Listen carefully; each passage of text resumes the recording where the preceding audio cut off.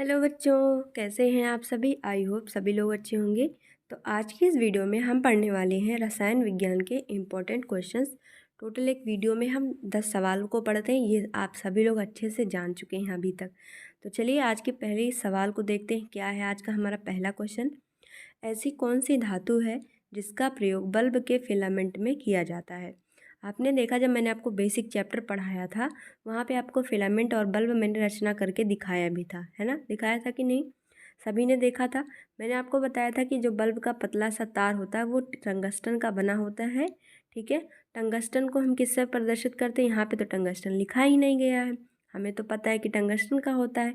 तो टंगस्टन को हम किससे प्रदर्शित करते हैं, डब्लू से प्रदर्शित करते हैं। यानी कि हमारे इस क्वेश्चन का राइट आंसर क्या हो जाएगा, बी ऑप्शन हमारा करेक्ट आंसर बनेगा। ठीक है, Mg मतलब मैग्नीशियम होता है, Ag मतलब सिल्वर होता है और Pt का मतलब प्लैटिनम होता है। सारी चीज़ों को आपने समझ लिया है, तो फिर चलिए इसी के साथ बढ़ते हैं आज के दूसरे सवाल की तरफ। सोना धातु का घनत्व मैग्नीशियम की अपेक्षा होता है कम, बराबर, अधिक या इनमें से कोई नहीं। तो सवाल में पूछा जा रहा है सोना धातु जो है जिसको हम किससे प्रदर्शित करते हैं, Au से प्रदर्शित करते हैं, उसका घनत्व मैग्नीशियम मतलब Mg की घनत्व से क्या होता है, कम होता है, ज़्यादा होता है, बराबर होता है या फिर कोई नहीं। ऑप्शन डी है कोई नहीं। तो देखिए पहले समझ लेते हैं कि सोना धातु का घनत्व होता कितना है। तो 19.3 ग्राम सेंटीमीटर की पावर -3 होता है किसका घनत्व, सोने का। जबकि मैग्नीशियम धातु का घनत्व होता है 1.74 ग्राम सेंटीमीटर -3 पावर -3। तो किसका ज़्यादा हुआ, सोने का या फिर मैग्नीशियम का। तो सभी को आंसर पता चल गया, सोने का ज़्यादा होता है। तो आंसर क्या हो जाएगा, ऑप्शन नंबर सी, यानी कि अधिक होता है। सोने का कितना बताया मैंने, 19.3 ग्राम सेंटीमीटर की पावर -3 और मैग्नीशियम का 1.74 ग्राम सेंटीमीटर की पावर -3। दोनों की वैल्यूज़ आपको याद रख लेनी है। चलिए फिर इसी के साथ बढ़ते हैं आज के हमारे तीसरे सवाल की तरफ। एल्यूमिनियम धातु का उपयोग खाना पकाने के बर्तनों के निर्माण में किया जाता है। निम्न में से कौन से गुण एल्यूमिनियम के इस कार्य के लिए उपयोगी हैं। क्वेश्चन कह रहा है कि जो जो एल्यूमिनियम है उसका यूज़ हम कहाँ करते हैं, खाना पकाने वाले बर्तनों में करते हैं। लेकिन ऐसा कौन सा गुण उसमें होता है जिस वजह से हम ये एल्यूमिनियम का यूज़ खाना पकाने के बर्तनों में करते हैं। तो उच्च गलनांक होता है, ऊष्मीय सुचालक होते हैं, या ऑप्शन डी उपरोक्त दोनों, या फिर ऑप्शन सी है उपरोक्त दोनों और ऑप्शन डी है तन्यता। तो इसमें कौन से ऐसे गुण पाए जाते हैं जिसमें ये जो है एल्यूमिनियम का यूज़ हम खाना पकाने वाले बर्तनों में कर देते हैं। ठीक है, तो करेक्ट आंसर क्या बन जाएगा, ये उच्च गलनांक के भी होते हैं और उसमें सुचालक भी होते हैं, यानी कि ऑप्शन सी इस क्वेश्चन का करेक्ट आंसर था। ठीक, चलिए सवाल की तरफ आगे हम बढ़ेंगे। इसी के साथ मैं आपको बता दूं कि हिंदी, फिजिक्स और बायोलॉजी से सभी की बहुविकल्पीय प्रश्नों की सीरीज़ अब मैं डेली डेली ला रही हूँ आप लोगों के लिए। तो बस आपको अच्छे से पढ़ते रहना है, अच्छे से रिवीजन करना है। ठीक है, चलिए चौथा सवाल आज का हमारा है, निम्न में से कौन सी धातु जल के साथ सामान्य ताप पर क्रिया करती है, Cu, Na, Mg या फिर Al। तो करेक्ट आंसर क्या हो जाएगा इसका, बताइए। Cu का मतलब क्या होता है, कॉपर। Na मतलब सोडियम। Mg मतलब अभी बताया था थोड़ी देर पहले, मैग्नीशियम। और Al का मतलब क्या होता है, एल्यूमिनियम। तो सामान्य ताप पर जल के साथ क्रिया कौन करता है, सोडियम करता है, यानी कि Na इस क्वेश्चन का करेक्ट आंसर बन जाएगा। Option number B is the right answer. NaCl किसका फॉर्मूला होता है, साधारण नमक का होता है। ठीक है, जिसे हम कहते हैं सोडियम क्लोराइड केमिस्ट्री की लैंग्वेज में।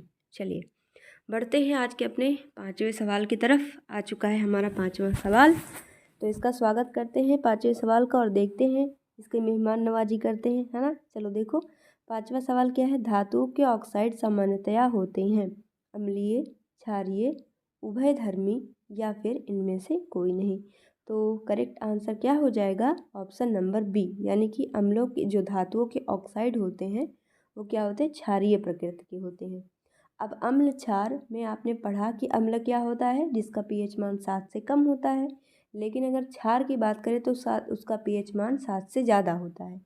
अच्छा मैं आपसे पूछूं कि हमारा ब्लड होता है, हमारा खून होता है, रक्त होता है, वो क्या होता है, अम्ल है कि क्षार है। तो आप कहेंगे क्षार है। क्यों, इसका पीएच मान कितना होता है, 7.4 होता है। पानी की बात करें तो किसका क्या होता है, अम्ल की क्षार। तो कहेंगे आप मैम ये दोनों ही नहीं होता, ये उदासीन होता है, मतलब इसका जो पीएच वैल्यू है वो 7 है, न्यूट्रल होता है, ना इसमें अम्ल के गुण होते हैं ना इसमें क्षार के गुण होते हैं। Very good. चलिए आ चुका है हमारा छठा सवाल, 5वें का भाई छठा सवाल। चलो छठा सवाल देखते हैं। निम्न में से कौन सी धातु शीतल व गर्म दोनों दशाओं में जल से अभिक्रिया नहीं करती है। पिछले क्वेश्चन में देखा था कि सामान्य ताप पर वो जल से क्रिया कर ले रही थी, लेकिन इसमें कह रहा है चाहे वो धातु शीतल हो चाहे वो गर्म हो, दोनों ही दशा में वो जल से क्रिया करता ही नहीं है। तो मैंने इसलिए कहा 5 का भाई 6। चलो ठीक है, तो करेक्ट आंसर क्या हो जाएगा इसका, ऑप्शन नंबर ए Fe होता है। वह धातु जो शीतल और गर्म दोनों ही स्थिति में जल से क्रिया नहीं करता। अब Fe का मतलब क्या होता है, आयरन। Cu का मतलब कॉपर, Sn का मतलब टिन और Al का मतलब एल्यूमिनियम। ठीक है, समझ गए।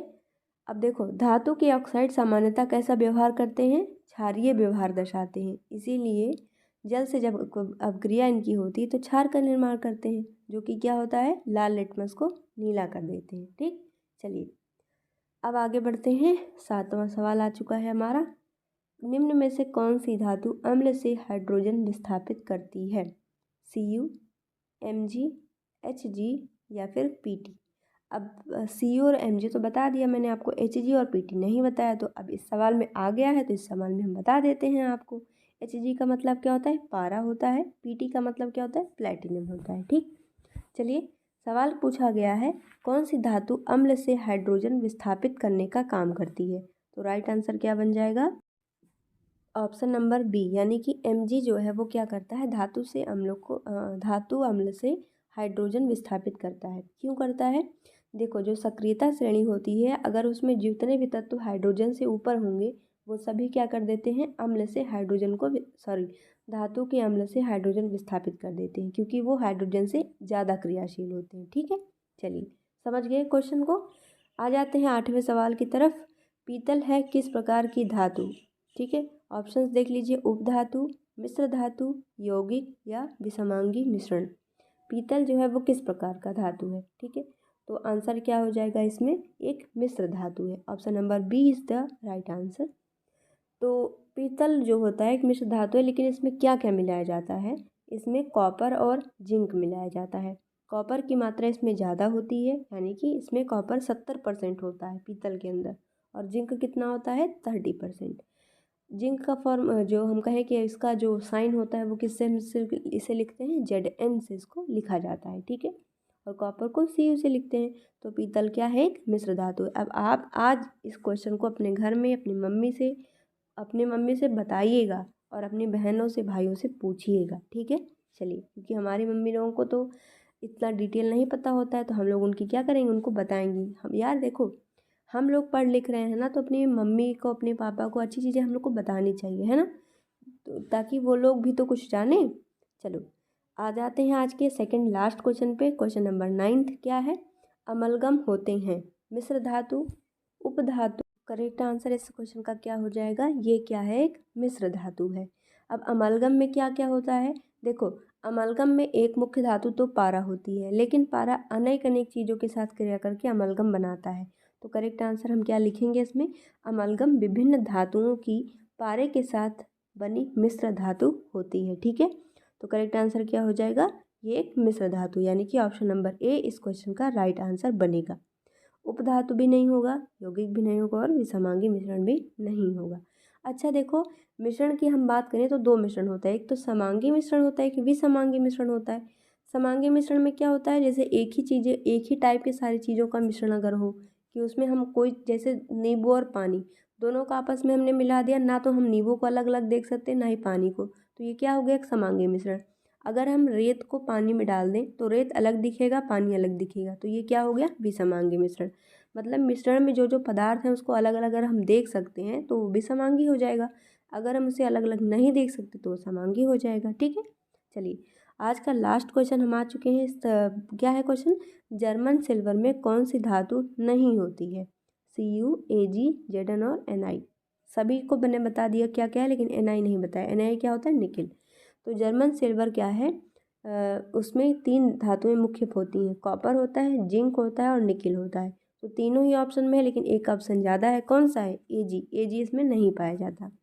तो अगर हम कहें जर्मन सिल्वर में Cu, जेडन और निकिल में से ज़्यादा कौन सा पाया जाता है? तो Cu पाया जाता है। कितना? 50%। और जेडन 35%, निकिल और 15%। ठीक है। तो आई होप सारे सवाल आपको समझ में आए होंगे।